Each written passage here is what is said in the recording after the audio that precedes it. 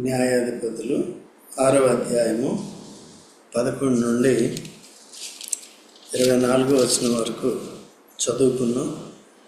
దాన్ని ధ్యానించుకొని ధ్యానస్తుల కూడికను ముగించుకున్నాం. గత వారంలో 6వ అధ్యాయము మొదటి 10 వచనాలు ధ్యానించుకున్నాం. ఇక్కడ మిద్యానీయులు ఇశ్రాయేలును బాగా బాధ పెట్టారు. ఎందుకంటే ఈ తరం వారు కూడా యెహోవా ఎదుట దోషులయ్యారు కనుక ఇక్కడ వారి బాధను భరించలేక మిద్యానీయులు పెట్టే బాధను బట్టి వారు యెహోవాకు మొరపెట్టారు. అప్పుడు గుర్తొస్తాడు దేవుడు బాధ వచ్చినప్పుడు మనుషులకి. కాబట్టి అయినప్పటికీ దేవుడు మంచివాడు కనుక తాను ప్రవక్తలను పంపించాడు. ఈ విధంగా ఇక్కడ వాగ్దానం చేశాడు. ఇక్కడ న్యాయాధిపతుల్ని దేవుడు వారి రక్షణ కొరకు ఏర్పాటు చేశాడు. 11వ వచనంలో మనం చూసినప్పుడు ఇక్కడ యెహోవా దూత వచ్చి యెహోవా దూత వారి ప్రార్థన ఆలకించి దేవుడు యెహోవా దూతను పంపించాడు. యెహోవా దూత వచ్చి అబీయజ్రీయుడైన యోవాషును కలిగిన ఒఫ్రాలోని మస్తకి వృక్షం కింద కూర్చుండెను. యోవాషు కుమారుడైన గిద్యోను మిద్యానీయులకు మరుగై ఉండినట్లు గానుగ చాటున గోధుమలను దొల్లగొట్టు చుండగా. కాబట్టి తన పని తాను చేసుకుంటున్నాడు. మిద్యానీయులు వస్తారు, అంతా పాడు చేస్తున్నారు. ఎప్పటి నుంచో అది జరుగుతుంది కనుక ఇక్కడ ఏం చేస్తున్నాడంటే తన పని తాను చేసుకుంటున్నాడు. చాటుని ఏం చేస్తున్నాడు, ఆయన గోధుమల్ని తొలగొట్టుకుంటున్నాడు అన్నమాట. ఓకే, అది మనం ఏం పని చేస్తాము ఇప్పుడు కదా, గోధుమల్ని తొలగొట్టుకోవాలి కదా. ఇప్పుడు ఈ లోకంలో ఎప్పుడూ కూడా మనకి భౌతికమైన పనులు చేసుకోవటమేనా మన పని. ఏం పని చేయాలి? గోధుమలు ఒక రకంగా దేవుని వాక్యానికి గుర్తుకుంది.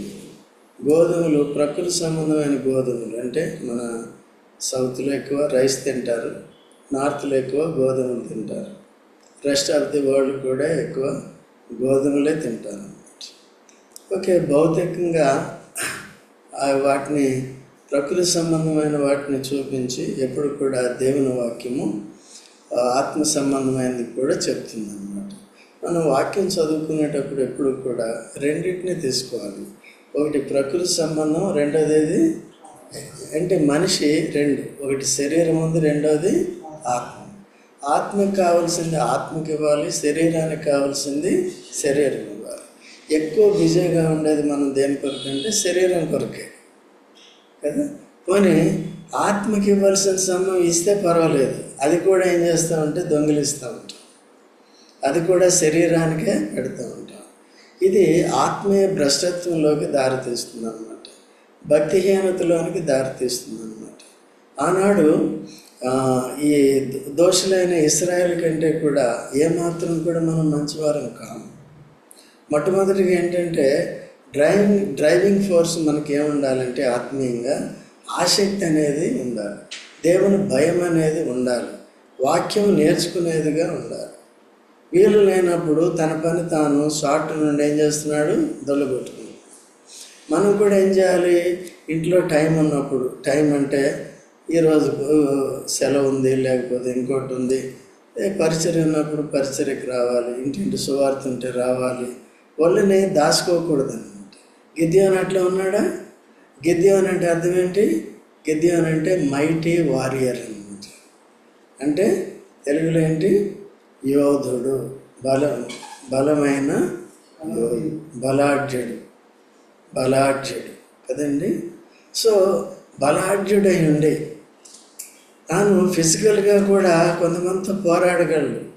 అయితే ఇతను ఏంటంటే నాకు దేవుడు ఆహ్వానిస్తేనే తప్ప నేను ఇశ్రాయేలు పక్షంగా విరోధులతో పోరాడను అనేది పెట్టుకుని తన పని ఏదో తాను చూసుకుంటాడు అన్నమాట. ఓకేనా? మనం కూడా ఎప్పుడూ కూడా ఏం చేయాలంటే దేవుని దృష్టిలో దోషులం కాకుండా చూడాలి ఇశ్రాయేల్ ప్రజల విషయంలో. ఇప్పుడు యేసుక్రీస్తు ప్రభు మన యోధుడు ఉన్నాడు, మన పరలోకపు గిద్యోను ఉన్నాడు. సో ప్రతి శత్రువు నుంచి కూడా మనల్ని విడిపిస్తాడు. అయితే మనం దోషం చేసి శత్రువు చేతిలో ఇరుక్కోకూడదు కదా, దోషులంగా ఉంటూ, లేకపోతే దేవుని కార్యాల పట్ల నిర్లక్ష్యంగా ఉంటూ, లేకపోతే బైబిల్ చదువుకోవటం, లేచినప్పటి నుంచి చదువుకోవటం కదా, వీటి పూర్తిగా పక్కన పెట్టేటి. ఏం చేస్తున్నానంటే, ఇదిగో నేను డ్యూటీ చేస్తున్నాను, ఇదిగో నేను చదువుతున్నాను, ఇదిగో అది చేస్తున్నాను, ఇది చేస్తున్నా అంటే ఈ శరీరం కొరకు మనం ఏం చెప్తాం? ఒకవేళ లోకంలోకి వెళ్ళి సువార్త చెప్పాలంటే ఇవన్నీ కూడా తాత్కాలికము, రేపు మాపు చచ్చిపోతాం. మనం పరలోకానికి వెళ్ళాలంటే యేసు ప్రభువుని నమ్ముకోవాలి, ఇవన్నీ విడిచిపెట్టాలి, వీటి మీద ఎక్కువ మనసు పెట్టుకోకూడదని చెప్తాం. మీరు కొంతమంది విడిచిపెట్టరు కాబట్టి అందుకని సువార్తకు రారు. విడిచిపెట్టే వాళ్ళంతా ఏం చేస్తారు? వస్తారు. అది సీరియస్గా తీసుకోవాలి. దేవుని వాక్యం సత్యమా అసత్యమా? యేసు ప్రభు సత్యవంతుడా అసత్యవంతుడా? మరి నమ్ముకున్నప్పుడు, బాప్తిజం తీసుకున్నప్పుడు, యేసు ప్రభు వరించబోయే సంఘం అనే వధువులో అంగాలుగా ఉన్నప్పుడు సంఘంతో పాటు మనం కలిసి నడుచుకోవాలి కదా, దేవుని వాక్యాన్ని మనం నేర్చుకోవాలి కదా. సో ఈ నిర్లక్ష్యం ముఖ్యంగా యవనస్తుల్లో ఉండకూడదు. యవనస్తులు ఏముండాలంటే చురుకుదనం ఉండాలి. యవనస్తులు అంతా ఎవరండి? ఇప్పుడు శరీర విషయంలో బలాఢ్యులు కదా. శరీరం, ఇప్పుడు నా శరీరం గట్టిదా, మీ శరీరం గట్టిదా? దేవుని పరిచర్యకి పనికొచ్చేదే బలమైన శరీరం. దేవుని పనికి రాకుండా నువ్వు కండలు పెంచుకున్నా అన్నీ వేస్ట్ అన్నమాట. కాబట్టి అందుకనే ఈ లోకం వైపే మాత్రం ఉండకూడదు అన్నమాట. యేసు ప్రభు ఆల్రెడీ మన కొరకు ఉన్నాడు. ఆయన సర్వశక్తిమంతుడు, సాతాను శక్తిమంతుడు. మన బలహీనలు, సాతాను వశం నుంచి యేసు ప్రభు ప్రాణం పెట్టి మరణాన్ని జయించి మనల్ని విడిపించాడు. యేసు రక్తశక్తి చేత మనల్ని విమోచించున్నాడు, తన ప్రజలుగా తన సొత్తుగా చేసుకున్నాడు. ఇప్పుడు మనం నిర్లక్ష్యంగా ఉండకూడదు. ఆయన ఏం చేస్తున్నాడు? గోధుమలు. ఈ గోధుమలు దేనికి గుర్తుగా ఉన్నాయంటే దేవుని వాక్యానికి కూడా గుర్తుగా ఉన్నాయన్నమాట. ఆత్మీయంగా దేనికి గుర్తు? అయితే అనుదినము కూడా దేవుని వాక్యం సంఘం ద్వారా చెప్పబడుతుంది. కొన్ని తలంపులు తర్వాత లేకపోతే బైబిల్లో ఉన్న ఈ వాక్యం అంతా కూడా వివరింపబడుతుంది క్రమక్రమంగా. కొన్నిసార్లు మీకు కూడా ప్రతిరోజు ఏం చేస్తున్నాం? ఆ లింక్ పంపిస్తున్నాం, కానీ వినే శ్రద్ధ లేదు, ఆసక్తి లేదు. కాబట్టి ఇదంతా కూడా విగ్రహారాధనకే గుర్తు అన్నమాట. అర్థమైందండి? సోమర్థనం దేనికి గుర్తు? అసలు ఈ శరీర వాటి మీదే మనసు పెట్టుకుంటే అది కూడా ఒక విగ్రహం, శరీరం కూడా విగ్రహం. అయితే ఏదైతే దేవుని దగ్గర నుంచి, దేవుని క్రియల దగ్గర నుంచి దూరం చేస్తుందో, వాటి వైపు వెళ్లకుండా చేస్తుందో అదంతా కూడా ఏంటంటే విగ్రహం. ఇప్పుడు కొత్త నిబంధన విగ్రహాలు ఇవన్నీ. అందుకని జాగ్రత్తగా చూసుకుని రివర్ట్ అవ్వాలి. కొద్దిగా మరి అదెవరు చదువుతారు, ఇదెవరు చదువుతారు? మీరు దేవుని కృప లేకుండా, దేవుని బిడ్డలకి దేవుని దయ లేకుండా నేను కష్టపడి అది సాధిస్తా ఇది సాధిస్తా అంటే చాలా కష్టం అవుతుంది. ఒకవేళ దేవుడు ఏం చేస్తాడంటే నన్ను నిర్లక్ష్య పెట్టాడు కాబట్టి తన శరీర క్రియలకి నన్ను వదిలేస్తానంటాడు. ఇంకా ఆత్మీయ విషయాలు మీరు పట్టించుకోరు, ఇంకా అవే చేసుకుంటూ కూర్చుంటారు. చివరికి ఆత్మల పంట కోసేటప్పుడు, లేకపోతే దేవుడు ఆత్మ పంట కోసినప్పుడు ఏముంటుంది? శరీరానికి విత్తువాడు క్షయమైన పంటను కోస్తాడు, ఆత్మకి విత్తువాడు తెలీదా? నామకం చూస్తారంటే తెలీదా? చూడండి, గలతీయులకు రాసిన పత్రిక 6వ అధ్యాయము 9వ వచనం చదవండి. అన్నీ నేర్చుకుంటే ఇవన్నీ తెలుస్తాయి, నేర్చుకోకపోతే ఎట్లా తెలుస్తాయి మీకు? గలతీ 6:9 చదవండి త్వరగా. మనము మేలు చేయటంలో మనము అలైక మేలు చేసి తగిన కాలమందు 8వ వచనం చదవండి. ఎలాగనగా తన శరీరేచ్ఛను బట్టి విత్తువాడు తన శరీరం నుండి క్షయమును పంట కోయను, ఆత్మను బట్టి విత్తువాడు ఆత్మ నుండి నిత్య జీవమును పంట కోయను. మిగిలినవాడికి అంటే రాదా, చదవడం రాదా, నోరు లేదా, చదవడం రాదా, ఎట్లా మీరు ఎట్లా ఏం చేయాలి? చదవాలి. ఏముంది దీంట్లో? 8వ వచనంలో ఏముందండి? లేకపోతే 7వ వచనం నేను చదువుతాను. మోసపోకుడి, దేవుడు వెక్కిరింపబడాడు, మనుషుడు ఏమి విత్తునో ఆ పంటనే అంతేనా, ఇంకేమో. అయితే మనకి 2 పొలాలు ఉన్నాయి. ఒకటి శరీరం ఉంది, రెండోది ఆత్మ ఉంది. ఆత్మకి విత్తితే నిత్య జీవన పంటకు వస్తాం, శరీరానికి విత్తితే ఏది విత్తాలి? దేవుని వాక్యం విత్తాలి. అందుకనే మీకు బ్రీఫ్ మెసేజ్ కూడా పంపిస్తున్నాం పొద్దున్నే. నేను చదువుతున్నాం విధాన్ని, తర్వాత ప్రార్థన చేసామని మెసేజ్లు పెడుతున్నారు కొంతమంది. గుడ్, బట్ అది ఫలిస్తుందా లేదా అని చూసుకోవాలి. వాక్యం చదవటం సరిపోదు, వాక్యం వినటం సరిపోదు, ఇంకేం ఉండాలండి? దాంతోపాటు విధేయత అనేది. సో మనం చూసుకున్నాం జక్కయ్యకి ఎంత మార్పు వచ్చేసిందో చూడండి. మరి మనలో ఏం మార్పు ఉంది? ఏం మార్పు ఉంది చెప్పండి? ఏమైనా మార్పు ఉందా? ఎందుకంటే మన సొంత ఇష్టాలకే మనం ఉన్నాం, దేవుని చిత్తానికి చేయట్లే. అంటే మన మనసు ఇంకా మారలేదు. మారితే ఎట్లా ఉంటుందంటే ఆత్మీయ విషయాలకి కూడా మనం ప్రాధాన్యత ఇస్తాం, చురుకుగా దేవుని వాక్యం నేర్చుకుంటాం, దానికి విధేయత చూపిస్తాం, పరలోకం కొరకు సిద్ధపడతాం. సో ఇతరులు ఎరగని వారి కూడా చెప్పాలనే తాపత్రయం ఉంటుంది, ప్రార్థన ఎందు ఆసక్తి ఉంటుంది, పట్టుదల ఉంటుంది, ఇవన్నీ ఉండాలి. ఇప్పుడు కొంతమంది చేస్తున్నారు కదా, పెద్దవారు చేస్తున్నారు, అంకులు చేస్తున్నారు. అంకులు కూడా ఇంకా యవనస్తులే, ఈ పాలంకులు కానీ వీళ్ళు కూడా నా దృష్టిలో యవనస్తులే, మీ దృష్టిలో కూడా యవనస్తులే వాళ్ళు కూడా కదా, మీరు కూడా యవనస్తులే. మరి వాళ్ళు చేస్తున్నారు, మీరు ఎందుకు చేయట్లేదు? వాళ్ళు ఇప్పుడే చేస్తున్నారంటే వాళ్ళు కూడా యవన ప్రయాణం చేస్తున్నారు. మొన్న యూత్ క్యాంప్ జరిగింది ఎబ్రహంలో, 6,000 మంది యూత్ వచ్చారు. 6,000 మంది యూత్. ఓకే అండి, అట్లా. కాబట్టి ఆసక్తిగా మీరేం చేయాలి? టైం ఉంటే పనుకుంటాం, ఏదో చదువు అంటాం, లేకపోతే ఇదే అదే అంటాం. అట్లా శరీరాన్ని పనికిరాని వాటి కొరకు భారభరితమైన లోక విషయాలు అప్పగించి మనం అలసిపోయేటట్టుగా చేయకూడదు. ఓకేనండి. సో గిద్యోను ఏం చేస్తున్నాడు అక్కడ? గోధుమలు. అప్పుడు పరిస్థితి అలాగ ఉంది కాబట్టి అందుకనే ఇప్పుడు దేవదూతనికి వచ్చింది. వీళ్ళు మొర ఆలకించి, ఎవరు మొర? ఇశ్రాయేలు ఏమొచ్చింది? మిద్యానీయులు ఎప్పుడైతే బాధపెట్టడం మొదలు పెట్టారో అప్పుడు ఏమొచ్చింది? వాళ్ళకి ప్రార్థన వచ్చింది. మనకి ఎప్పుడు వస్తుంది ప్రార్థన? ఎప్పుడైతే ఫెయిల్ అవుతామో, ఎప్పుడైతే చేసింది ఫలించదో, ఎప్పుడైతే అనారోగ్యం వస్తుందో, ఎప్పుడైతే ఏదో బాధ వస్తుందో అప్పుడు చేస్తామో? ఏం చేయాలి? ఎప్పుడు చేయాలి? ప్రతిరోజు చేయాలి. కొంతమంది ఊరికి వెళ్తే మర్చిపోతారు, ఊరికి వెళ్తే వాక్యం మర్చిపోతారు, అన్నీ మర్చిపోతారు. ఎవరు? తల్లి, తండ్రి, అక్క, మేనల్లుడు, మేనకోడు, వీళ్ళే. ఏం భక్తి అండి ఇది? నాకు అర్థం కాదు. మళ్ళీ ఏమన్నంటే పుట్టినప్పుడు నుంచి క్రైస్తవులు. No, you're not born Christian, you should be reborn spiritually. Born అయినప్పుడు ఆ జక్కయ్యకి వచ్చిన ఆసక్తి అనేది వస్తుంది. అప్పుడు దేవునికి ఇష్టమైన దాన్ని విడిచిపెట్టి ఇష్టమైన దాన్ని చేస్తాం.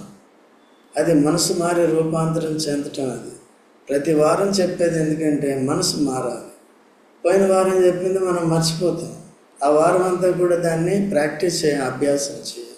సో స్పిరిచువల్లీ మనం కూడా గిద్యోను వలె ఆత్మీయంగా బలాఢ్యులం కావాలి.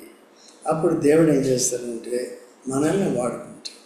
ఇప్పుడు గిద్యోనికి తన సిన్సియారిటీని బట్టి తను, ఎందుకంటే ఏది చేసినా దైవచిత్తం చేస్తాను. దైవచిత్తం అంటే కేవలం మీ చదువులకు కాదు, నేను అందుకని మీ చదువులకి దైవచిత్తం కాదు, కానీ అయితే మన జీవితం ఎందుకు వరకు స్పిరిచువల్గా దైవచిత్తాన్ని తెలుసుకోవాలి. ఇక్కడ ఇప్పుడు వారికి న్యాయాధిపతిగా నియమించడానికి దైవచిత్తం అన్నమాట కదా, స్పిరిచువల్ విషయాల్లో. అసలు దేవుడు నిన్ను ఎందుకు రక్షించాడు, నిన్ను సంఘంలో పెట్టాడు, నీ పరిస్థితి ఏంటి, దాన్ని చూడాలి. సో అంటికంటే ముఖ్యంగా అనుదినము వాక్యాన్ని నేర్చుకోవాలి. నువ్వు పర్సనల్గా చదువుకోవాలి. తర్వాత మందిరంలో చెప్పినప్పుడు ఏం చేయాలి, యూత్ కాబట్టి సాంగులు కూడా నేర్చుకోవాలి, పాటలు కూడా నేర్చుకోవాలి. యూత్ కాబట్టి సువార్త ఇటువంటి పరిచర్యలు కూడా చేయాలి. లేకపోతే ఎప్పుడు కూడా శరీరానికి వెతుకుంటూ పోతే చివరికి ఏం పంటకు వస్తాం, ఆత్మీయంగా చూసేది.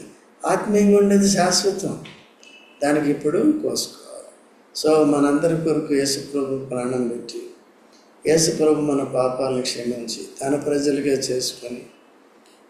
చేసుకుంటే మనం ఏం చేస్తున్నామండి, ఆ ఇశ్రాయేలు వలె ఉండి ఎప్పుడైతే బాధ వస్తుందో అప్పుడు దేవా దేవా అనుకుంటే ఏమవుతుంది, అయితే కొంతకాలం బాధలకు వదిలేస్తాడు. అట్లా నలగాలి, బాగా ఏం కావాలి మనకు కూడా కొన్నిసార్లు. అలాగే ఎప్పుడైతే మన మనసుని విరగొట్టడానికి ఎప్పుడైతే అవిధేయత ఉంటుందో చెప్పి చెప్పి చెప్పి చెప్పి కొన్ని అవసరమైతే సంవత్సరాలు వదిలిపెడతాడు, తర్వాత మొదలు పెడతాడు. ఎందుకంటే దేవుడు మనల్ని శిక్షించడానికి, మనల్ని సరిదిద్దడానికి తనకు అధికారం ఉంది మన మీద. ఒకటి సృష్టికర్తగా, రెండవది విమోచకుడిగా ఆయనకి ఉంది. ఎందుకంటే మీరు మీ సొత్తు, అది ఎవరి సొత్తు, ఎందుకు విలువ పెట్టి కొనుక్కున్నాడు, ప్రాణం పెట్టాడు, రక్తం పెట్టాడు, అమూల్యమైన రక్తాన్ని, వెలకట్టలేనటువంటి రక్తాన్ని కార్చాడు కదా, తన ఆత్మ చేత ముద్రించాడు. ఆత్మను దుఃఖపెడుతూ ఉంటాడు. నిర్లక్ష్యం అనేది యవనస్తుల్లో ఉంటుంది, గిద్యోనులాగా ఉండాలి. సో కాబట్టి 11వ వచనంలో 12వ వచనంలో యెహోవా దూత అతనికి కనబడి, పరాక్రమ గల బలాఢ్యుడా, యెహోవా నీకు తోడై ఉండని అతనితో చెప్పగా. తర్వాత బలాఢ్యుడు అంటే ఉప్పొంగిపోయాడా, ఉబ్బిపోయాడా? కొన్నిసార్లు మనం కూడా ఏం చేయాలి, పొగడాలి కదా. పొగిడితే ఏం చేస్తాం, ఏదైనా చేసేస్తాం. అట్లా అప్పుడు ఏం చూడండి, గిద్యోను, చిత్తము నా ఏలినవాడ, యెహోవా మాకు తోడైండునేళ్ళ ఇదంతయో మాకేలా సంభవించను. యెహోవా ఐగుప్తులో నుండి మమ్మల్ని రప్పించనని చెప్పుచు మా పితరులు మాకు వివరించిన ఆయన అద్భుత కార్యములన్నీ ఏమాయను. యెహోవా మమ్మను విడిచిపెట్టి మిద్యానీయుల చేతికి మమ్మను అప్పగించానని అతనితో. నేను చూడండి ఎంత యథార్థంగా ఉంటున్నాడు కదా, మొహమాటం అనేది లేదు. కాబట్టి యెహోవా మీకు తోడై ఉన్నాడంటే వెంటనే యెహోవా మాకు తోడై ఉంటే ఐగుప్తులో నుండి మా పితరులను విడిపించారని, వారి జీవితాల్లో అనేకమైన అద్భుతాలు చేశారని, అవి మేము చూడలేదు, వివరించినప్పుడు మేము విన్నాము, నమ్మాము. అయితే ఇప్పుడు ఈ పరిస్థితి ఎందుకు వచ్చింది? ఇవన్నీ తెలుసు కానీ గిద్యోనుకి ఒక సంగతి తెలియదు. ఏ సంగతి తెలియదు? చూడండి 7వ వచనం. ఆ 7వ వచనం ఎన్నో, అది 6:1 చదవండి బాబు.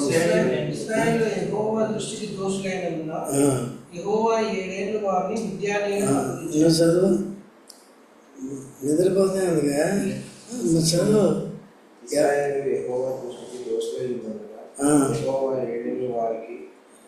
వారిని మిద్యానీయులకు ఎన్నేళ్ళు? 7 ఏళ్ళు.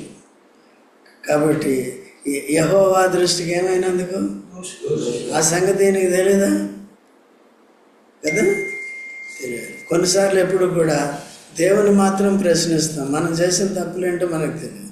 ఆఫ్కోర్స్ గిద్యోను మంచివాడే, తనంతటి తాను జాగ్రత్తగానే ఉన్నాడు, పాపుల దోషుల జోలికి పోలేదు, అందుకని ఆయన ఎన్నుకున్నాడు అన్నమాట. ఓకే, అలాగే కొంతమంది దేవుని కొరకు ఎంత దోషులైనా, ఎంత దుష్టులైనప్పటికీ ఎంతో కొంతమంది ఎవరుంటారు, శేషం అనేది ఉంటుంది అన్నమాట. అందుకని మేము కాము.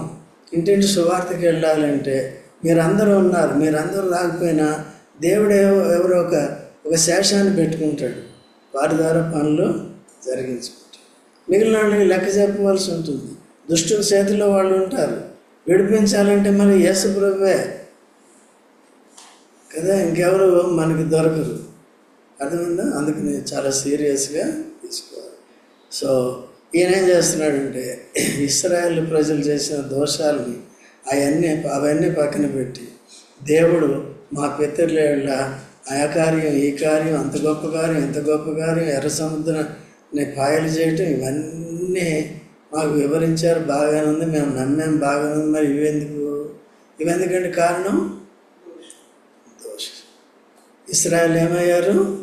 అందుకనే మనం ఎప్పుడు కూడా దేవుని దృష్టిలో ఏం కాకూడదు? దోషులం కాదు. దోషులం అయితే ఏమవుతుంది? శత్రువు వశం అవుతాం. ఇప్పుడు మనకు శత్రువు గిద్యోను కాదు, ఎవరండి? మనిషి కాదు, ఇప్పుడు ఎవరు? డైరెక్ట్ సాతాను. సో వాడు అన్నిటిని పాడు చేసేస్తాడు. అదే అనారోగ్యాన్ని తీసుకొస్తాడు, తర్వాత దరిద్రం తీసుకొస్తాడు, మనం చేసే కార్యాలు సఫలం కాకుండా చూస్తాడు. అర్థమవుతుందా?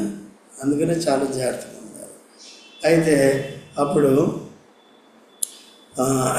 అంతటా 14 వచ్చింది. యెహోవా అతని తట్టు తిరిగి బలం తెచ్చుకొని వెళ్ళి మిద్యానీయుల చేతిలో నుండి ఇశ్రాయేలును రక్షింపుము, నిన్ను పంపిన వాడు నేనే అని చెప్పగా అప్పుడు ఇక్కడ పిలుపు వచ్చింది. ఎవరికి పిలుపు వచ్చింది?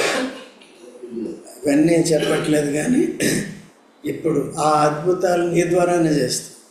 అద్భుతాలు చేసిన దేవుడు ఇప్పుడు ఎవరిని ఏర్పరచుకున్నాడు? గిద్యోను ద్వారా ఏం చేయబోతున్నాడు? ఇప్పుడు అద్భుతాలు చేయబోతున్నాడు. అర్థమైందా? అద్భుతాలు ఎవరి ద్వారా చేస్తాడు? మోషేని ఏర్పరచుకున్నాడు. మోషే ద్వారా ఏం చేశాడు? అద్భుతాలు చేశాడు. అర్థమైందండి? అట్లా దేవుడు ఏర్పరచుకున్న వారి ద్వారా బాధపడుతున్న వారికి వారి బాధను బట్టి పశ్చాత్తాపడినప్పుడు, దేవుణ్ణి ఆశ్రయించినప్పుడు దేవుడు రక్షకుల్ని ఏర్పాటు చేస్తారు. రక్షకులు అంటే ఇన్ సెన్స్ ఆ పరిస్థితి నుంచి విడిపించేవారు. అయితే ఇప్పుడు మనకి సంపూర్ణ విమోచన ఎవరిలో ఉంది? యేసు ప్రభువులో ఉందన్నమాట. సో కాబట్టి అప్పుడు ఇశ్రాయేలును రక్షింపము, నిన్ను పంపినవాడు నేనే అని చెప్పగా అతడు చిత్తము నాయలని వాడా, దేని సహాయం చేత నేను ఇశ్రాయేలును రక్షింపగలను? నా కుటుంబము మనసే గోత్రములో ఎన్నిక లేనిదే, నా పితరుల కుటుంబంలో నేను కనిష్ఠుడినై ఉన్నానని అతనితో చెప్పాను. అందుకు యెహోవా ఆయననేమి. ఇక్కడ ఏమంటున్నాడంటే ముందే ఏమని చెప్పాడు? గిద్యోన్ని పరాక్రమం గల బలాఢ్యుడా అని చెప్తే తన బలాన్ని తన పరాక్రమాన్ని ఆధారం చేసుకున్నాడా? ఎంత బలహీనంగా ఉన్నాడు చూడండి. నాకెవరు సహాయం చేస్తారు? నాకు దేవుడు సహాయం చేస్తాడా లేడా? కాబట్టి వారిని విడిపించాలంటే నా అంతటి నేను చేయలేను. అర్థమైంది? ఏదైనా చేయాలంటే ఎవరి ద్వారా చేయాలి? చేయాలి. కాబట్టి తర్వాత ఇంకేమంటున్నాడంటే నా కుటుంబము మనషే గోత్రములో, ఏ గోత్రానికి చెందినవాడు గిద్యోను? మనషే గోత్రములో ఎన్నిక లేనిదే, నా పితరుల కుటుంబంలో నేను కనిష్ఠుడినే ఉన్నానని చెప్పి. అయితే ఇక్కడేమొస్తుందండి? ఎప్పుడైతే నేను ఎన్నిక లేని వాడును అని చెప్తున్నాను. నన్ను ఏర్పాటు చేసుకోవటం ఏంటి?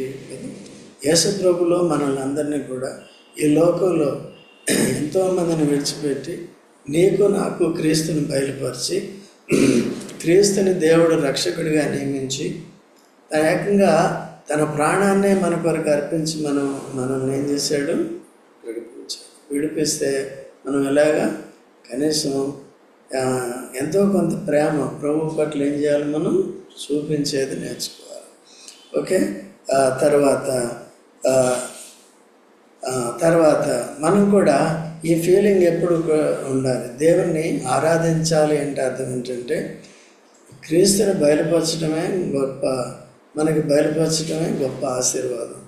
యేసు ప్రభు రక్తం ద్వారా విమోచింపబడి దేవుని బిడ్డలుగా కొనసాగటం, పరలోక రాజ్యాంతో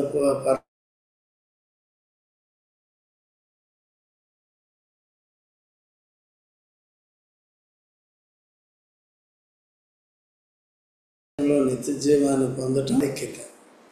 కాబట్టి ఇలాగ మనం దీనత్వం కలిగి ఉంటే, నేను అయోగ్యుడైన నాకు, యోగ్యత లేని నాకు ఇవన్నీ ఇచ్చాడు కనుక, క్రీస్తుని ఇచ్చి క్రీస్తు ద్వారా ఇవన్నీ ఇచ్చాడు కనుక అని దేవుని ఎప్పుడు కూడా స్తుతించేవారు, ఆరాధించేవారు కదా.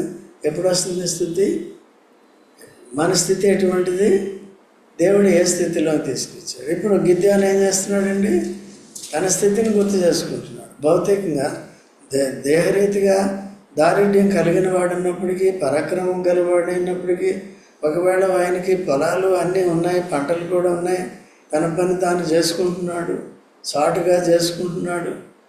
ఇవన్నీ ఉన్నప్పటికీ కూడా ఎప్పుడైతే దేవుని దగ్గరికి వచ్చేటప్పటికి నేను చేతకాని వాడును, నేను ఎన్నిక లేని వాడును, దేవుడు అటువంటి వారిని ఏం చేస్తాడు? ఏర్పరచుకుంటాడు కదా. తను తాను తగ్గించుకునేవాడు హెచ్చింపవాడు, హెచ్చించుకునేవాడు. సో వాళ్ళంతా హెచ్చించుకున్నారు కాబట్టి నువ్వు తగ్గించుకుని యేసుప్రభుని అంగీకరించావు కాబట్టి నిన్ను నన్ను క్రీస్తు రక్షించాడు, తన రాజ్యానికి వారసులుగా చేశాడు. తన రాజ్య విస్తీర్ణ కొరకు భూమి మీద మీరు బ్రతకాలి కొద్ది గొప్ప అని మన జీవితాన్ని పొడిగిస్తున్నాడు. మనం ఏం చేస్తున్నామండి? మనం తొలగొట్టుకుంటూ కూర్చుంటాం. దేని కొరకు? తిండి తిప్పులు. అదొకటే మనకు అర్థమైపోయింది. సో అట్లా లేకుండా జాగ్రత్తగా ఉండాలి. ఇక్కడ 16వ వచనంలో నేను నీకు తోడైందును గనక ఒకే మనిషిని హతం చేసినట్లు మిద్యానీయులు నీవు హతం చేయదు అని సెలవిచ్చు. నేను నీకు తోడుగా ఉంటానయ్యా. నువ్వు ఒకే మనిషిని చేసినట్టు. ఇంతమందిని చూడకు, 10,000 మంది మిద్యానీయులు ఉన్న అంతమంది, వాళ్ళంతా ఎంతమంది? ఒకే మనిషిని చేసినట్టు చేస్తావని చెప్పాడు. సరే, బాగానే ఉంది. కానీ అందుకతడు నా ఎడల నీ కటాక్షం కలిగిన ఎడల నాతో మాట్లాడుచున్నవాడు నీవే అని నేను తెలుసుకున్నట్లు ఒక సూచన కనవచ్చు. చూసారా? ఎందుకు? దేవుని సహాయము ఖచ్చితం. దేవుడు నాతో మాట్లాడే దేవుడేనా, ఈ వాగ్దానం చేసే దేవుడేనా అనేది ఏం చేస్తున్నాడు? ఆయన నిశ్చయం చేసుకుంటున్నాడు. ఇలాంటి విషయాల్లో చాలామంది ఏం చేస్తారంటే, ఇశ్రాయేల్లో ఎప్పుడు కూడా తప్పుడు ప్రవక్తలు కూడా, దొంగ ప్రవక్తలు కూడా ఉన్నారు, అబద్ధ ప్రవక్తలు ఉన్నారు. ఇప్పుడు కూడా అబద్ధ బోధకులు చాలామంది ఉన్నారు కదండి. ఇప్పుడు కొంతమందికి అసలు బోధే అవసరం లేనప్పుడు ఇంకేంటి అంటే తాము మోసపుచ్చుకుంటున్నారు. కొంతమందికి బోధ వద్దు, ఒకవేళ కొంతమంది బోధ కావాల్సిన వాళ్ళు ఏం చేస్తే అబద్ధ బోధలు వైపు.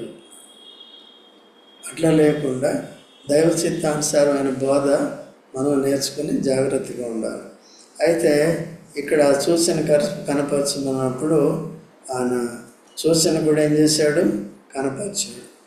ఇక్కడ చూడండి 19వ వచనంలో, అప్పుడు గిద్యోను లోపలికి పోయి ఒక మేక పిల్లను తూమెడు పిండితో పొంగని భక్ష్యములను సిద్ధపరిచి ఆ మాంసమును గంపలో ఉంచి అది వండిన నీళ్లను కుండలో పోసి ఆయన కొరకు ఆ మస్తకి వృక్షం క్రిందికి దాన్ని తీసుకుని వచ్చి దగ్గర ఉంచగా దేవుని దూత ఆ మాంసమును పొంగని భక్ష్యములను పట్టుకొని రాతి మీద పెట్టి నీళ్లు పోయమని అతనితో చెప్పాను.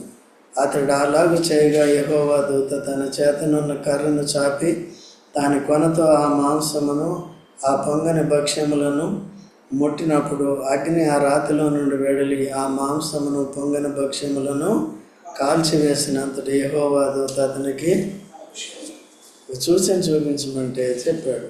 మాంసాన్ని భక్ష్యాలని పెట్టమంటే పెట్టారు కదా. దాని దహన బలి అంటే దేవుడు అంటే దాన్ని కాల్చేస్తారు, కాల్చేసి దాన్ని ఆగ్రహిస్తాడు. దేవుడు నేరుగా ఫుడ్ తినడు, ఆ ఫుడ్ తినడు. ఏ ఫుడ్ తినాలి? మనుషులు పెట్టి కాల్చారు, దాన్ని దహన బలి అంటారు. ఓకేనా? సో కాబట్టి ఇక్కడ దేవుడు సూచన కూడా చూపించాడా లేదా? ఆనాడు ఎలీషా చేసిన దహన బలిని దేవుడు దహించాడు. కానీ ఆ బయలు ప్రవక్తలు అర్పించిన వాటిని ఎవరైనా స్వీకరించారా? ఓకేనండి. కాబట్టి ఎప్పుడు కూడా మన దేవుడు ఎటువంటి వాడు?